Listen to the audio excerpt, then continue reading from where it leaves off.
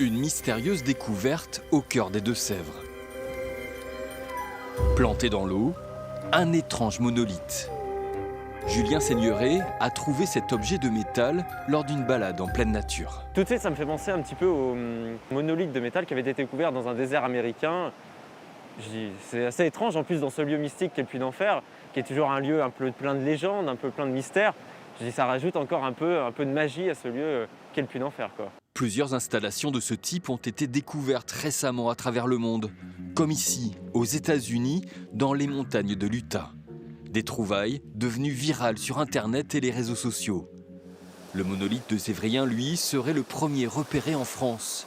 Alors, les services techniques locaux tentent de percer ses secrets.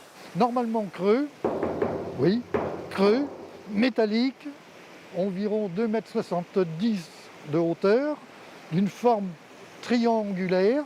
Il a été fixé comment? Fixé au sol, coincé entre des cailloux.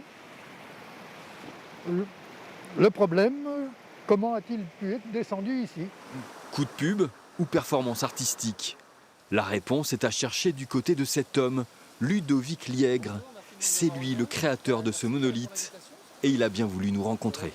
Donc nous l'avons emmené à la main, voilà. C'est léger? C'est très léger, oui, ça pèse, j'estime à une centaine de kilos, mais pas plus que ça. Soudeur de métier près de Niort, Ludovic avoue avoir été inspiré par les autres monolithes vus à la télé. L'occasion pour lui de faire passer un message. En 2020, c'est une année assez spéciale, assez dure, et que le monde de la culture, il est quand même là, il est vivant, que pour moi c'est un symbole culturel avant tout. C'est ma passion, c'est l'acier, c'est le métal, donc j'ai pas hésité, quoi. Une œuvre nécessairement éphémère. Le monolithe des Deux-Sèvres va être retiré très rapidement pour éviter des dégradations sur ce site classé.